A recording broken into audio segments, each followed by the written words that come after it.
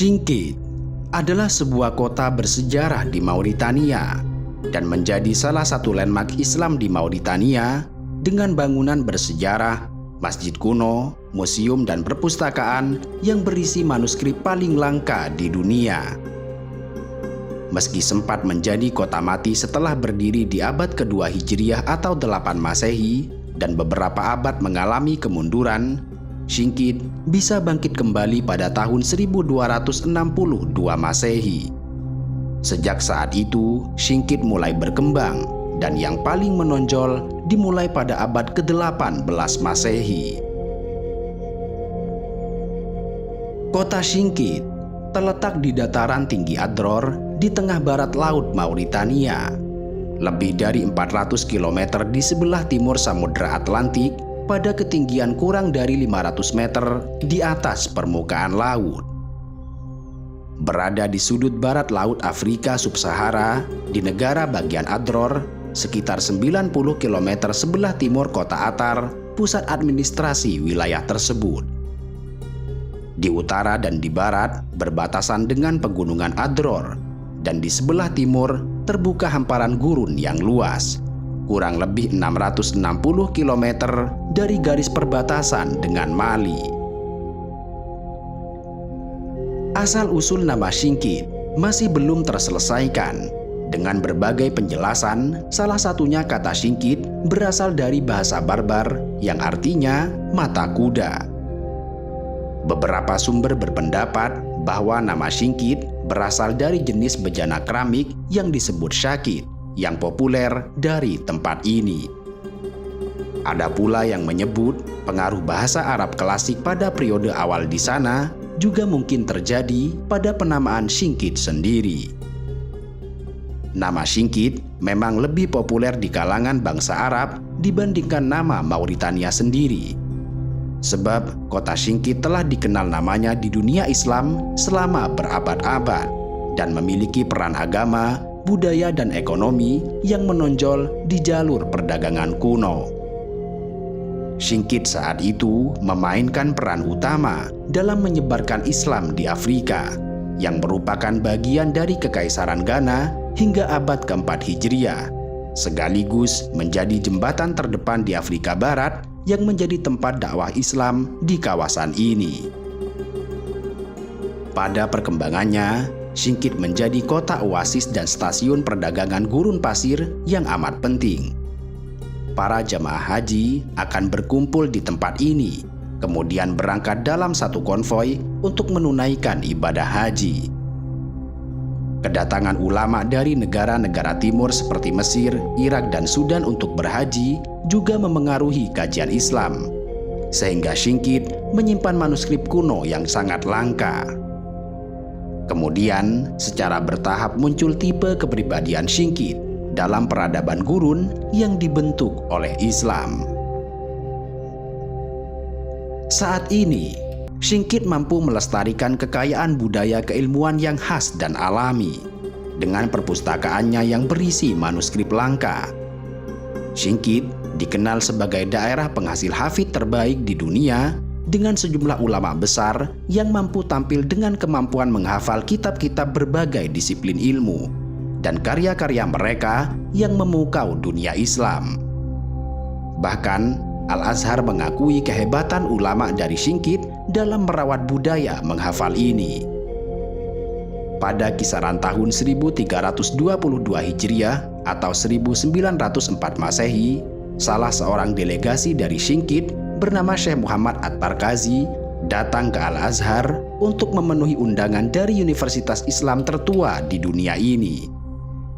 Dia diminta oleh para pakar bahasa di Al-Azhar agar mengoreksi naskah kitab Al-Qamus Al-Muhit dengan hafalannya. Dan ternyata seluruh pakar bahasa Arab di Akademi Bahasa Al-Azhar mengakui kemampuan Syekh Mahmud. Beliau mampu mengoreksi kitab kamus bahasa Arab yang ditulis oleh Al-Fairuz Abadi itu dengan begitu cermat.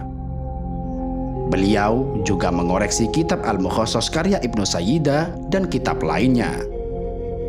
Seorang dari ulama Al-Azhar menyebut Syekh Mahmud hafal Al-Muhit seperti menghafal surah Al-Fatihah saja.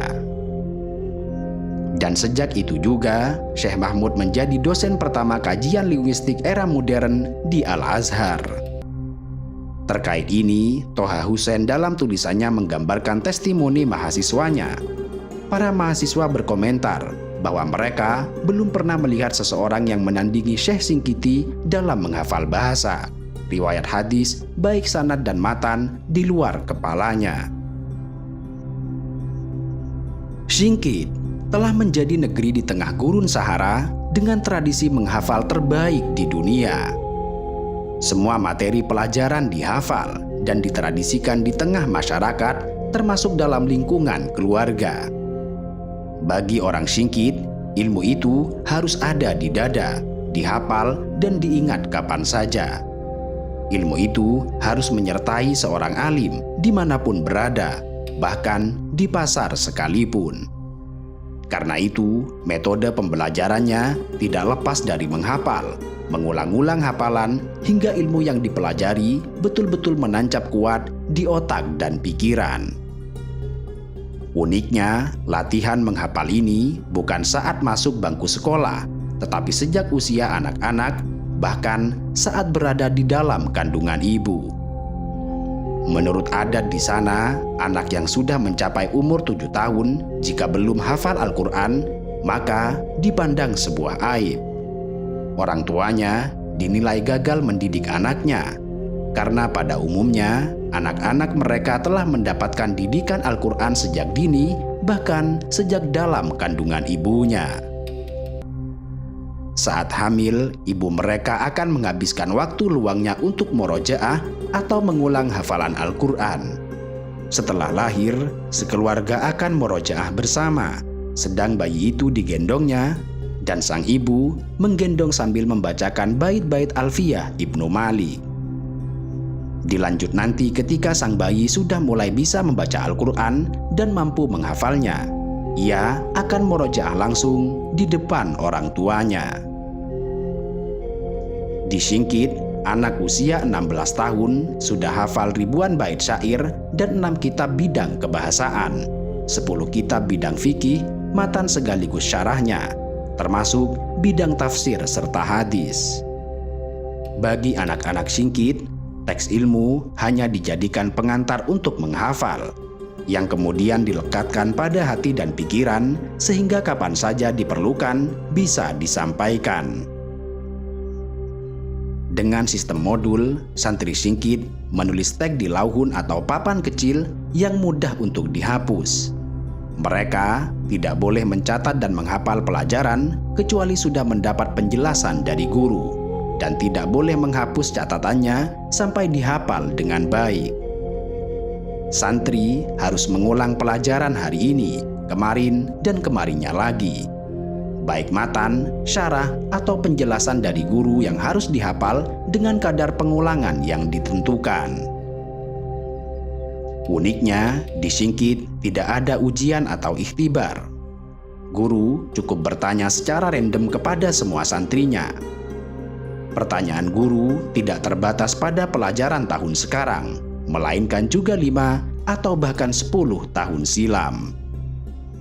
Tidak ada hukuman bagi yang tidak bisa menjawab, tetapi suasana ilmiah dan tarbiyah di sana cukup untuk membuat malu setengah mati.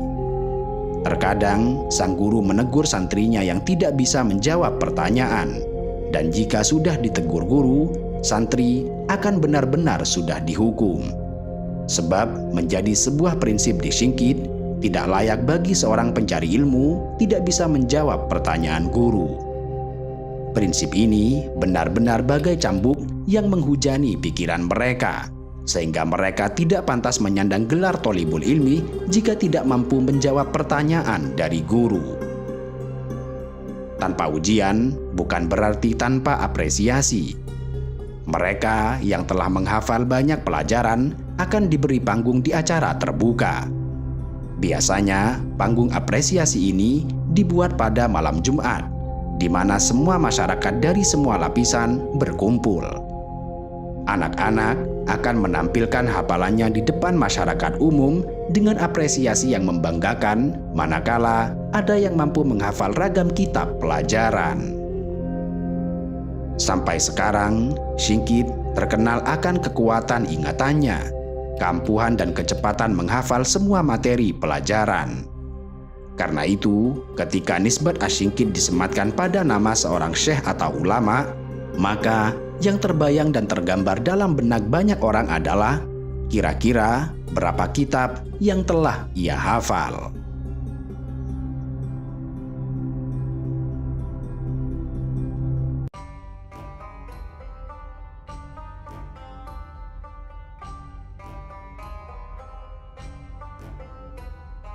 Unta merupakan ikon penting bagi bangsa Arab yang mendiami Jazirah Arab selama ribuan tahun dan bahkan dijadikan sebagai kendaraan populer selain kuda dan keledai. Demikian ini karena unta memiliki daya tahan tubuh yang sangat kuat sesuai kondisi beberapa daerah di Jazirah Arab, terutama daerah-daerah gurun ekstrim. Ketahanan unta terletak pada punuknya yang berfungsi sebagai tempat penyimpanan cadangan energi yang berguna untuk bepergian di tengah gurun pasir tanpa makan minum yang cukup. Punuk unta juga berfungsi sebagai cadangan makanan dan minuman dalam kantung lemak yang terdapat di dalamnya, sehingga dapat menghasilkan oksigen tambahan dan membantu mengatur suhu tubuh pada unta. Selain itu, punuk unta juga berfungsi sebagai pegangan saat mengendarai unta dan membantu melancarkan peredaran darah pada unta. Dan kini, meskipun hewan berpunuk ini tidak lagi menjadi sumber utama transportasi, tetapi unta tetap menjadi teman setia bagi warga Arab.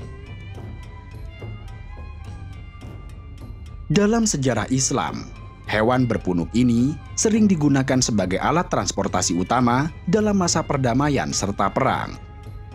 Disebutkan, Rasulullah juga memiliki 3 jenis kendaraan berupa unta, kuda, dan keledai. Kuda sering digunakan dalam peperangan, tetapi kadang menggunakan unta. Sementara keledai hanya digunakan untuk perjalanan dekat. Untuk perjalanan jarak jauh, Rasulullah lebih banyak menggunakan unta, dan unta inilah yang kemudian melegenda dan menjadi unta paling mulia sepanjang sejarah karena menemani Rasulullah di beberapa waktu perjalanan. Unta ini menemani Rasulullah sampai wafat, sehingga tangisan pilunya menjadi catatan sejarah saat ditinggal tuan yang dicintainya. Malam itu, Mekah sangat mencekam ketika jagoan-jagoan dari koalisi beberapa kabilah Quraisy mengepung kediaman Rasulullah. Namun demikian, Allah menjaga kekasihnya sehingga Rasulullah bisa keluar dari kediamannya dengan aman. Jagoan Quraisy yang kala itu berada di depan pintu tergelagap setelah Rasulullah membaca beberapa ayat awal surah Yasin. Siang sebelumnya, di Darun Nadwah, mereka sudah sepakat untuk membunuh Rasulullah dengan cara dikeroyok oleh beberapa jagoan utusan semua kabilah. Malaikat Jibril datang menemui Rasulullah dan mengabarkan kesepakatan jahat itu dan memberitahu bahwa Allah memerintahkan Nabi Muhammad untuk hijrah bersama Abu Bakar As-Siddiq. Rasulullah kemudian menemui Abu Bakar di rumahnya dan mengabarkan Abu Bakar atas perintah menyertainya untuk hijrah ke Madinah. Abu Bakar merasa sangat bahagia dan ia pun mempersiapkan 2 unta untuk keperluan hijrah. 1 untuk dirinya dan 1 lagi untuk Rasulullah. Namun demikian, Rasulullah tidak mau menerima unta Abu Bakar dengan cuma-cuma. Rasulullah tetap ingin membeli unta Abu Bakar meski Abu Bakar mendesak agar Rasulullah menerimanya sebagai pemberian. Rasulullah membeli unta Abu Bakar seharga 400 dirham yang kemudian diberi nama Al-Qaswa. Nama tersebut diberikan karena larinya kuat serta kencang. Dan unta inilah yang kemudian menjadi unta yang setia menemani beberapa perjalanan Rasulullah yang dimulai dari hijrah ke Madinah. Rasulullah berangkat menuju Madinah setelah 3 malam bersembunyi di Gua Thur dan sampai di Madinah setelah perjalanan 8 hari, menaiki Al-Qaswa yang ditemani Abu Bakar. Senin, 8 Rabiul Awal tahun 1 Hijriah, Rasulullah tiba di Madinah setelah melakukan perjalanan berliku dan penuh dengan tantangan, yang kemudian disambut dengan penuh kebahagiaan oleh penduduk Madinah. Lambaian tangan, syair pujaan hingga naik ke pohon kurma dan atap rumah mengisi sambutan penduduk Madinah. Rasulullah tiba di Madinah dengan berada di atas Al-Qaswa. Saat semua orang menghendaki agar Rasulullah bersedia tinggal di rumahnya, Rasulullah menyatakan akan tinggal di atas tanah yang dipilih oleh Al-Qaswa. Bersama Qaswa, Rasulullah menyisiri kota Yathrib, nama sebelum Madinah, hingga kemudian Al-Qaswa menderum di daerah Quba. Di sanalah Rasulullah membangun Masjid Quba yang disabdakan sholat 2 rakaat di masjid ini, pahalanya sebanding pahala umroh. Kembali, bersama Al-Qaswa, Rasulullah melanjutkan perjalanan dengan diikuti oleh para sahabat pada hari Jumat 12 Rabiul Awal tahun 1 Hijriah. Di tengah perjalanan, masuklah waktu zuhur, sehingga Rasulullah berhenti melaksanakan sholat Jumat. Itulah sholat Jumat pertama setelah hijrah, dan tempat peristiwa ini kemudian dibangun sebuah masjid bernama Masjid Jum'ah.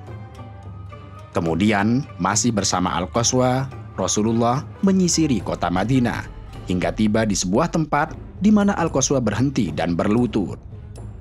Kala itu, Rasulullah tidak turun dan tetap berada di atas Al-Qaswa, hingga kemudian Al-Qaswa bangkit kembali dan berputar-putar di tempat itu, hingga kemudian kembali lagi ke tempat ia menderum.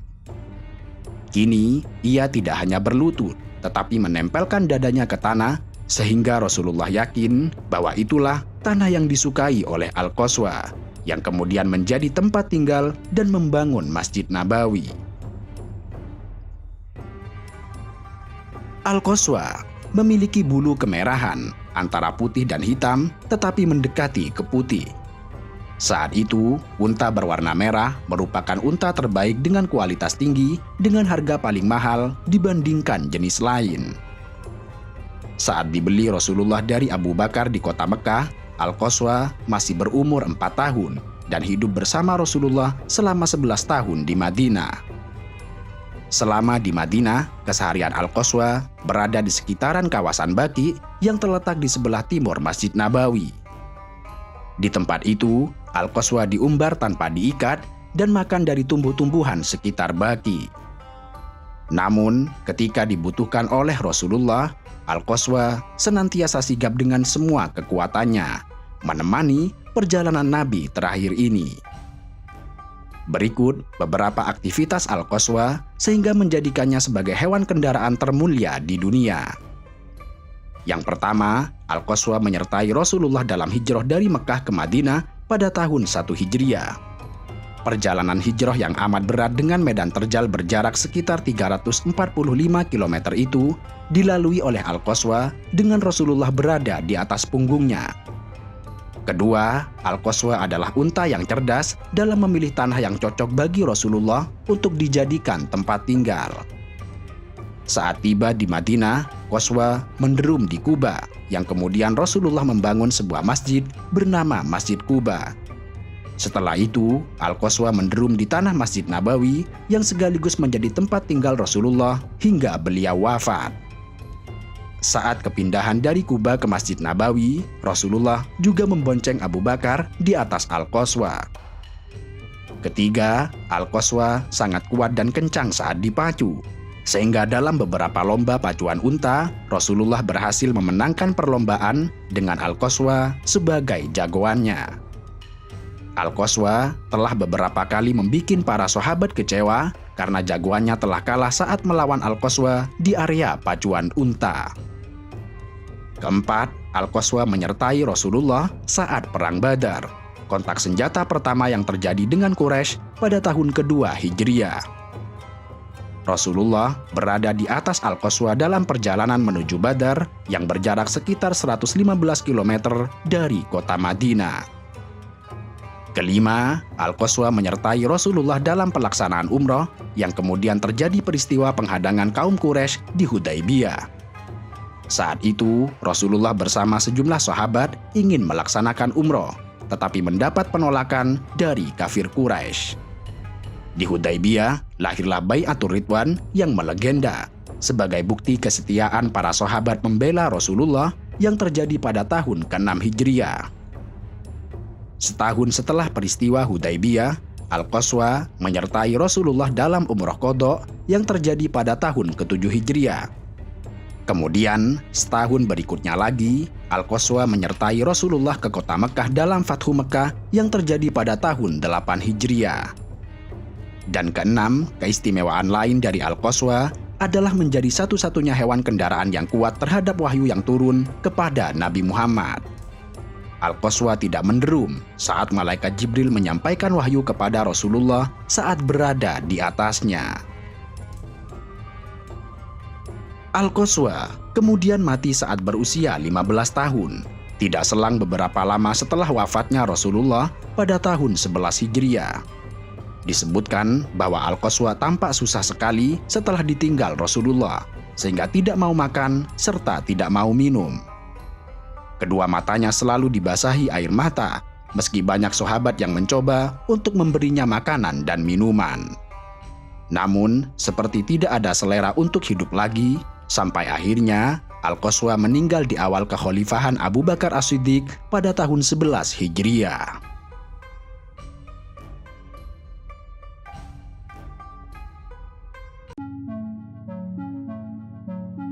Kopi telah menjadi minuman favorit yang mendunia. Bagi pecinta kopi, minuman ini bisa dijadikan sebagai obat penenang bagi mereka. Bahkan, bau biji kopi juga dijadikan sebagai salah satu terapi ketenangan dan kenyamanan suasana.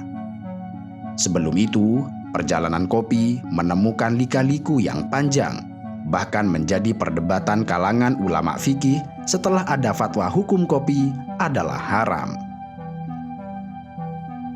Kopi ditemukan oleh seorang penggembala kambing bernama Khalid di barat daya Ethiopia pada kisaran tahun 850 atau akhir abad ke-9 Masehi. Ditemukan secara tidak sengaja oleh Khalid di sebuah desa bernama Gisha yang dulunya merupakan bagian dari Kaffa, suatu provinsi dengan hutan yang sangat luas berbatasan dengan Sidamu di sebelah timur dan Sudan Selatan di sebelah barat.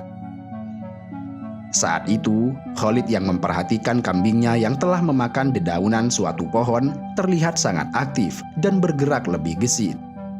Dan dari situlah, kopi ditemukan sebagai makanan yang memiliki efek menyegarkan tubuh.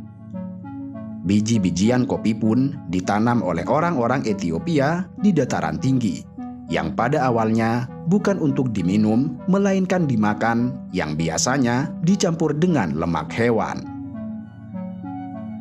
Data lain menyebutkan kopi sebenarnya berasal dari Yaman, ditemukan oleh Syekh Sufi dari Ba'alawi bernama Sayyid Abu Bakar bin Abdullah Asyadili Al-Idrus pada abad ke-9 Hijriah atau abad ke-15 Masehi. Di antara sejarawan yang menyebut bahwa kopi ditemukan oleh Ba'alawi adalah Az-Zirikli dalam Al-A'lamnya pada entry Al-Idrus. Ibnul Imad juga menyebut demikian, bahwa kopi ditemukan oleh Sayyid Abu Bakar Al-Idrus dalam karyanya Syadaratud Dahab fi Akhbari Man Dahab. Ibnul Imad juga menjelaskan perjalanan kopi dari Yaman ke Hijaz, lalu Syam dan Mesir, kemudian menyebar ke seluruh dunia. Para pengamal sufi saat itu, agar tidak tidur semalam suntuk untuk beribadah, mereka menyeduh kopi. Karena itulah, minuman kopi dikenal dengan nama kohwah yang berasal dari kata kuwa, yang bermakna kekuatan. Kopi diminum dalam rangka melakukan ketaatan agar kuat, begadang dalam rangka ibadah, diskusi agama, telah kitab, maupun menulis karya. Kemudian, biji kopi dibawa ke Kairo oleh sekelompok pelajar Yaman, hingga kemudian menyebar ke seluruh kekaisaran. Ketika bangsa Arab mulai meluaskan perdagangannya, biji kopi pun meluas sampai ke Afrika Utara, dan di sana biji kopi ditanam secara massal. Dari Afrika Utara itulah biji kopi mulai meluas dari Asia sampai pasaran Eropa, dan ketenarannya sebagai minuman mulai menyebar hingga ke Hindia Belanda atau Indonesia. Penyebaran kopi di Indonesia bermula pada era tanam paksa pada kisaran tahun 1830 hingga 1870-an oleh penjajah Belanda. Pada tahun 917 Hijriah atau 1511 Masehi, kopi pernah dilarang di kota Makkah, bahkan di wilayah Arab seperti Mesir dan Damaskus. Hal ini karena kopi dinilai memiliki efek mengganggu akal dan pikiran. Pengharaman kopi ini berawal saat seorang nadhir Masjidil Haram dari dinasti Mamluk bernama Khoyar Bey pulang dari masjid pada malam tanggal 23 Rabiul Awal tahun 917 Hijriah. Ia mendapati sekelompok orang yang sedang merayakan Maulid Nabi, meminum kopi bersama dengan diedarkan di tengah mereka. Ia pun bertanya kepada mereka terkait minuman yang diedarkan. Mereka menjelaskan minuman itu adalah arang biji-bijian yang berasal dari Yaman dan disebut dengan kohwa. Minuman ini sudah beredar dengan luas dan banyak diperdagangkan di sekitar Makkah. Kondisi itu kemudian mengganggu pikiran Wilayatul Hizbah di Makkah yang bertanggung jawab atas akhlak dan moral umat Islam. Sehingga pada hari berikutnya, ia memanggil para hakim, ulama, dan penuntut ilmu di sana, seperti Ketua Hakim Salahuddin bin Dohairi Asy-Syafi'i yang memiliki otoritas fatwa di Makkah, dan juga Hakim Najmuddin bin Abdul Wahhab Al-Maliki. Mereka mulai membahas masalah fenomena kopi yang baru muncul. Mereka pun berpandangan bahwa kopi dapat mempengaruhi akal pikiran peminumnya. Untuk memperkuat argumennya, dua tabib juga dihadirkan dalam forum tersebut. Dua tabib ini pun menjelaskan bahwa kopi memiliki pengaruh pada tubuh dan pikiran orang yang normal. Pada akhirnya, forum tersebut memutuskan bahwa hukum kopi adalah haram. Sebenarnya, ada seorang ulama yang juga hadir di forum itu menentang keputusan tersebut. Ia menjelaskan bahwa kopi memiliki efek menyegarkan, tidak seperti yang mereka nilai. Namun, alasan ini ditolak oleh kebanyakan anggota forum. Karena itulah, Khoyar Bey langsung mengeluarkan keputusan pada tanggal 28 Rabiul Awal tahun 917 Hijriah mengenai larangan minum kopi. Keputusan tersebut ia sebarkan, bahkan dikirim ke beberapa daerah. Keputusan ini pun pada akhirnya membuat heboh, menuai pro dan kontra di tengah ulama. Bahkan saat keputusan tersebut dikirim ke Mesir, terjadi gejolak dari para ulama, terlebih dari para pecinta kopi. Penguasa Mesir saat itu langsung menerima keputusan dan memerintahkan agar melarang minum kopi. Syekh Zakaria Al-Ansori, seorang pakar fikih mazhab Hanafi, sekaligus Syekh Al-Azhar saat itu, juga langsung mendukung keputusan pelarangan kopi. Beberapa penikmat kopi dan pelaku usaha kopi di Mesir merasa sangat dirugikan dengan fatwa ini, karena dapat mengancam usaha mereka jika nantinya warung kopi harus ditutup akibat penerapan aturan tersebut. Akhirnya, para penikmat kopi itu menemui Syekh Zakaria Al-Ansori. Mereka mengadukan perihal fatwa hukum kopi dan meminta kejelasan hukum. Mereka juga membawa wadah berisi kopi yang difatwakan haram. Sebelum memutuskan hukum kopi, Syekh Zakaria mengumpulkan beberapa peracik dan penikmat kopi dan menanyakan kepada mereka mengenai efek minum kopi. Mereka menjawab, kopi dapat membuat tubuh segar. Untuk memastikan lebih jauh pada apa yang mereka katakan, Syekh Zakaria Al-Ansori menguji kopi dan mereka. Beberapa biji kopi sangrai yang telah mereka bawa direbus dengan air, sekiranya cukup untuk orang banyak. Minuman hitam yang khas itu kemudian disajikan kepada mereka. Syekh Zakaria juga menemani mereka sambil ngobrol selama 1 jam, Dan bahkan di tengah obrolan itu, mereka membahas ilmu dan diskusi tentang beberapa persoalan. Setelah beberapa lama ditunggu, terbukti bahwa kopi tidak memiliki efek memabukkan, seperti yang disampaikan dalam fatwa. Kopi hanya membuat tubuh mengalami relaksasi dan menyegarkan. Dan sejak saat itulah, Syekh Zakaria Al-Ansori menyatakan pendapat atau fatwa bahwa kopi hukumnya halal. Tuduhan bahwa kopi membuat orang ngefly tidaklah terbukti, dan sampai saat ini kopi menjadi minuman populer di Mesir, khususnya pada pagi hari. Kendati demikian, fatwa Syekh Zakaria Al-Ansori menuai ketegangan dalam opini hukum di kalangan ulama. Pro kontra terkait hukum kopi terus berlanjut dan bahkan terbilang tajam dan meluas, serta memicu konflik karena masing-masing pendukung sama-sama mempertahankan argumennya. Konflik itu pun meluas ke beberapa wilayah. Di Damaskus, Syekh Abdul Fattah Al-Makki yang disebut oleh sejarawan berlebihan dalam memperjuangkan kopi, bersitegang dengan Syekh Al-Islam Yunus Al-Isawi selaku penolak kopi dan menyatakan kopi adalah haram. Syekh Yunus Al-Isawi membuat risalah tentang keharaman kopi. Kemudian Syekh Abdul Fattah Al-Makki menulis bantahan berjudul Itharatun Nakhwa Bihukmil Qahwa. Ia juga menulis bantahan berikutnya dengan judul Ihabatud Da'wah Binashil Qahwa. Menurutnya, kopi hukumnya halal dengan beragam alasan yang disampaikan. Keretakan di antara mereka cukup lama, hingga suatu ketika mereka dipertemukan oleh gubernur Syam dari Ottoman bernama Ali Effendi Ar-Rumi. Mereka diminta untuk menampilkan argumen keduanya dan saling menguji argumen masing-masing. Akhirnya, Syekh Abdul Fattah Al-Makki mampu menampilkan argumen yang mematahkan argumen Syekh Yunus, yang dengan kesimpulan bahwa pengharaman kopi alasannya tidak jelas. Konflik dua pendapat ini terus berlanjut, seolah tidak menemukan titik kesepakatan dari dua belah pihak, antara pendukung dan penolak kopi. Berlanjut pada era gubernur Syam berikutnya, Lala Mustafa Pasha sebagai gubernur Syam dari Ottoman mulai tahun 971 sampai 976 Hijriah. Sepertinya ia termasuk penyuka kopi, hingga terkesan mendukung Syekh Abdul Fattah Al-Makki dan membuat Syekh Yunus merasa keberatan. Namun demikian, keretakan di tengah ulama terkait hukum kopi tidak menjadikan kopi kekurangan penggemar, malah semakin tahun semakin menyebar ke banyak kawasan Islam.